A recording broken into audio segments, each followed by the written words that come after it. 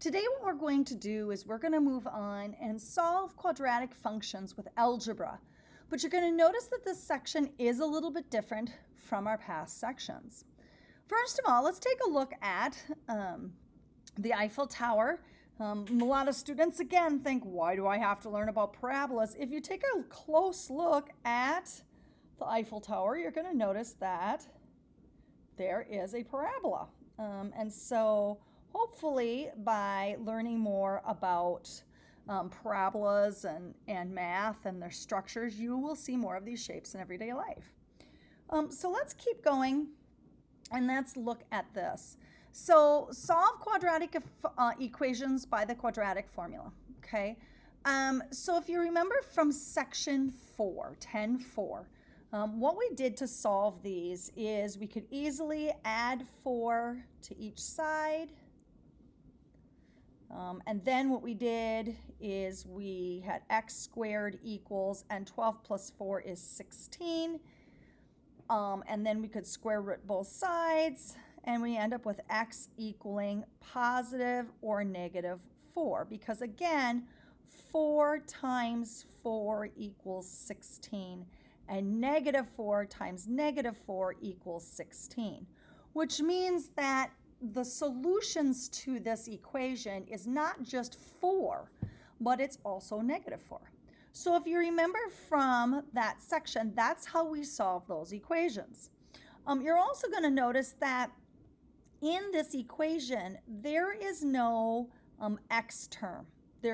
That term isn't in there. So the b term isn't in there, the x term isn't in there, and so that's why this works. So let's go a little bit further down and what happens if I had a b term, okay? I can't get everything to one side and solve like I did before. And so what we're going to do is we're going to look at something called the quadratic formula. So you'd go ahead and you'd open this up in a Safari and you'd watch it. And when you watch it, what you're going to learn is that there's a special formula called the quadratic formula. It's x equals negative b plus or minus the square root of b squared minus 4ac all over 2a. Now, the video that's attached to this, I really encourage you to watch it. In fact, there's a couple of videos in this. Please watch them because what they do is students get overwhelmed with this formula and they're just like, I can't learn it, it's too hard. It's actually put in a song, and there's several songs out there. Listen to them because it becomes an earworm, and after a while, it's not a matter of memorizing this formula anymore. You can sing the formula, and it will help you with remembering it. So let's go down and notice that there is a b. How do we go about solving this with the quadratic formula? The first thing you're going to do is making sure that this is in standard form. And you're going to notice it's not. If you notice that we've got that 3x, that is not on the right side, or on the correct side, I should say. So I'm going to subtract 3x from both sides. So I end up with 2x squared minus 3x minus 5 equals 0. So that really is the first thing I need to do, is that it's in standard form. And if you remember, we spent a lot of time on this. Standard form just means that everything is to one side, and then the leading number, which of course is the 2 here, that's a positive number. Okay? And it's not a fraction. So let's go ahead then, and what we're going to do, the second part is we're going to pick out our a, b, and c.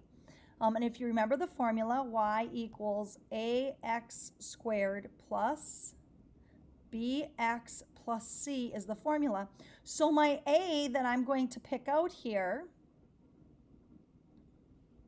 is going to be my 2. So I'm going to pick out my a equals 2, and yes, I do want you to write these down. B equals, if you take a look, that's negative 3, and our c is negative 5. So I'm just going to pull those out. That's the second step, is pulling that out. And then the third step is to go ahead and grab the quadratic formula. So x equals negative b plus or minus the square root of b squared minus 4ac all over 2a.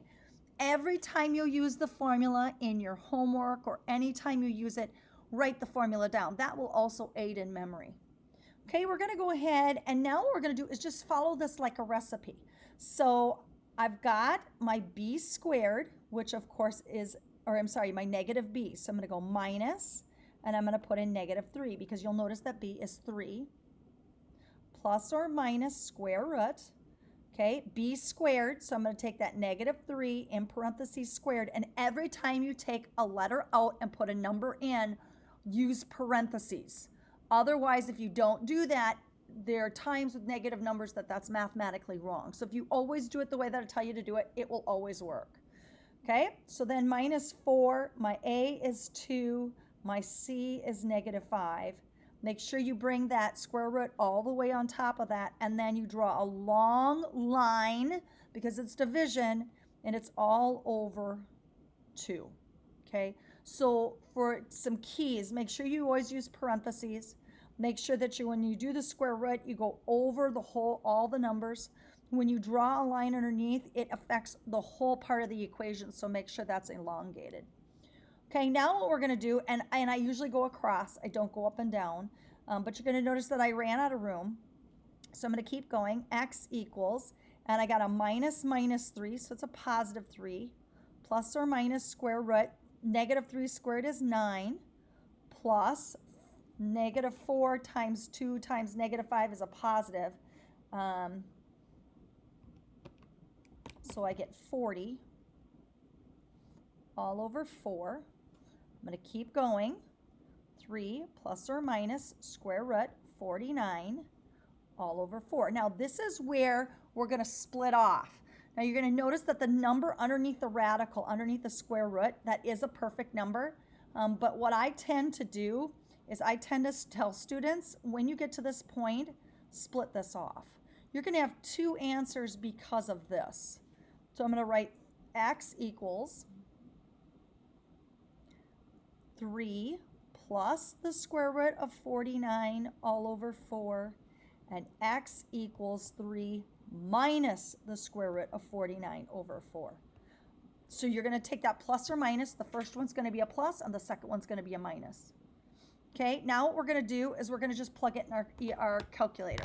So if you take 3 plus the square root of 49 equals, and then divide it by 4, you end up with x equaling 2.5.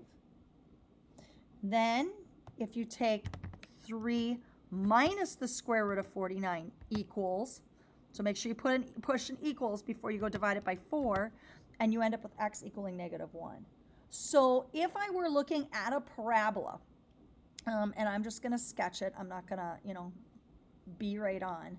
But let's say 1, 2, 3, this is a 1. The parabola crosses the x-axis at negative 1, and it crosses the x-axis at 2.5. What's nice about this is, yeah, you would be able to graph it at negative 1, and that would come out fine with your table. But what wouldn't come out okay with your table is the 2.5. The 2.5 would be more difficult to do that. And you'll notice that the parabola opens up because our a is positive. So this is like a sketch of what that parabola would look like. All right, let's keep going and let's do this one. Again, I need to put this in standard form. So I'm going to subtract 3. 2x squared plus x minus 3 equals 0. So now it's in standard form. Okay, my a is 2, my b is 1, and my c is negative 3. So some of those things that we've learned in the past, they really are going to help you now.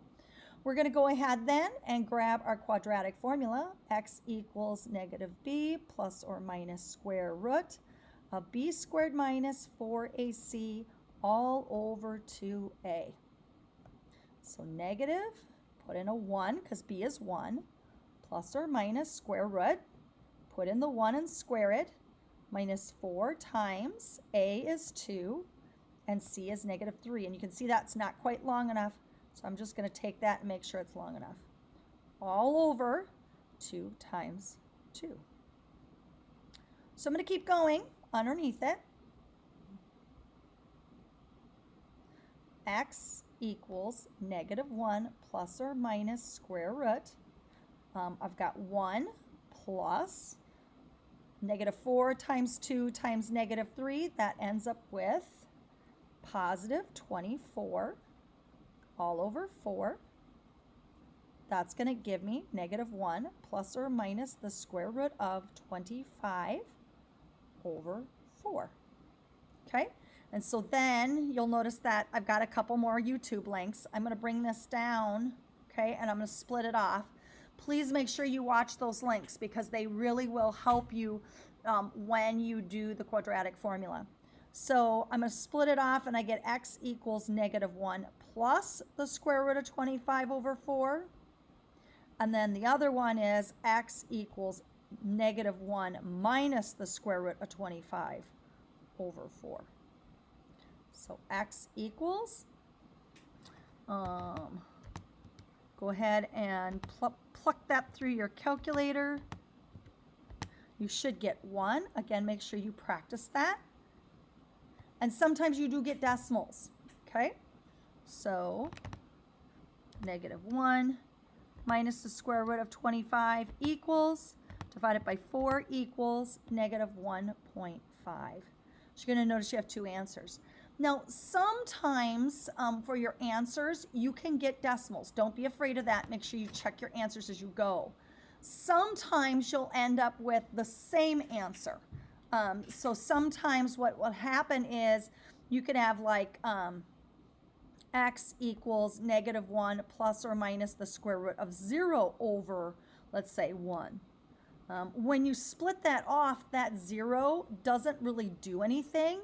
So if I split that off, that would be x equals -1 plus the square root of 0 over 1, and x equals -1 plus the square root,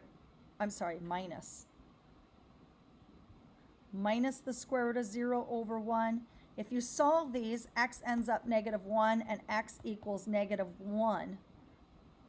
When these match, there is a 1 solution, and what's happening with this parabola is the vertex is on the line. It's on the x-axis. So just be kind of aware. If I graphed this one, the vertex is here. The a in this is a positive number, so it's going to open up. So the parabola would look something like this, and it's a 1 solution. Also notice that sometimes you will get a no solution. So what that means is if I do the quadratic formula and I get x equals, 2 plus or minus the square root of -3 over 2, okay, you're going to, when you put this in your calculator, you're going to get something called error. And what that means is you cannot take the square root of a negative number. When that happens to you, this is a no solution. And what that means is if I was graphing the parabola, okay, the parabola would either look something like this, where it's above the line, or this and it's below the line. It does not cross the x-axis. And so what you would do is you just put no solution if you get error in your calculator. And you only get error if the number underneath the radical, the number underneath here, if this is a negative, okay? That is it for today. If you have any questions, please let me know. But again, go back and make sure you watch these videos because it will help you with the quadratic formula.